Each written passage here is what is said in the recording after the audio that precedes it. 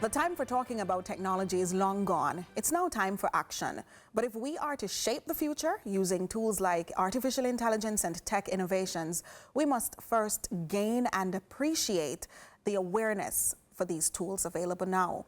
Welcome to Tech Pulse, where we look at the world of innovation and AI at home and abroad and how those changes can impact your life.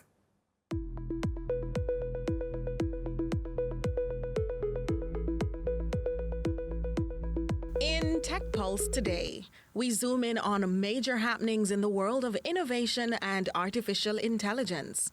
Creator and crowdfunding platform Patreon has rolled out an updated version of its app that now allows users to make purchases via the web, in the wake of the Apple Epic court ruling that forced Apple to allow app developers to include links to alternative forms of payment without being subject to Apple's commission. And after 23 years of connecting people around the world, Skype, the popular video calling service, is shutting down.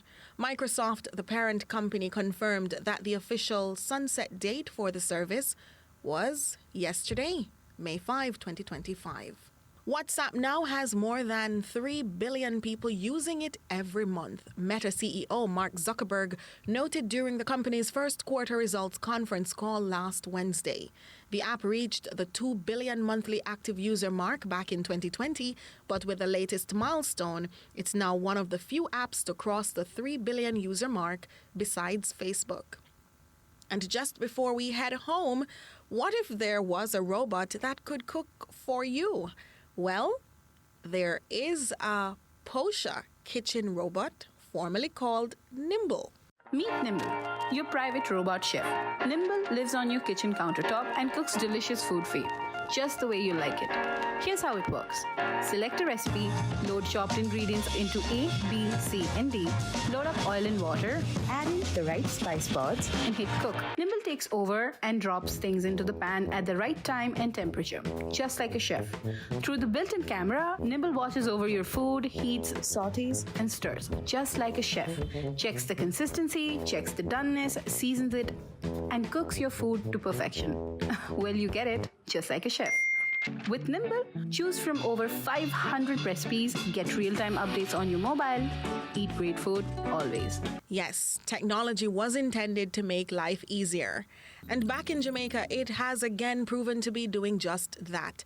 This time on the national security front, with the official opening of the JCF Jamaica Eye Control Center, a hub for monitoring and capturing evidence-worthy high-tech camera footage from strategically placed equipment across the corporate area.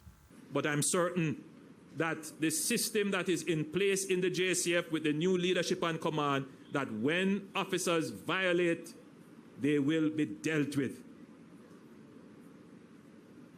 This is not a banana republic force. This is a world-class policing institution that we are building, one in which you can be proud and one that will be an example for the rest of the region.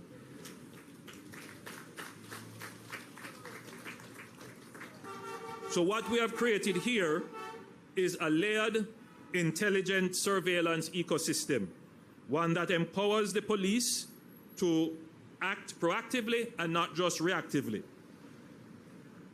So this is the first for Kingston and St. Andrew, but it is a model for the rest of Jamaica. We're going to be deploying this right across Jamaica.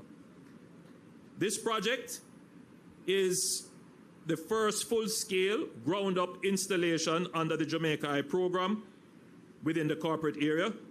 It cost just over $100 million, and it was implemented between April 2024 and February 2025. You see how long it took?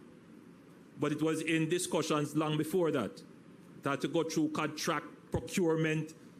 Well, it went to the public investment, then to procurement, then to contracting, then to implementation, and here we are today. And as with all technology, there are concerns. Indeed, that privacy rights could be breached or systems could be hacked, but the Prime Minister maintains much safety mechanism and thought were built into the apparatus. The monitoring center here at Olympic Gardens will be staffed by trained personnel, guided by principles of privacy. I want to emphasize that. These persons who will be trained to monitor the cameras, they have to understand privacy. I know our culture where somebody gets some information and they pass it on to their friend. I want to be clear about that. That we are not just putting up cameras, we are putting in systems of accountability so that the officers who will have access to monitor these things understand that there are consequences for them. That's it for Tech Pulse, reminding you that the future is now.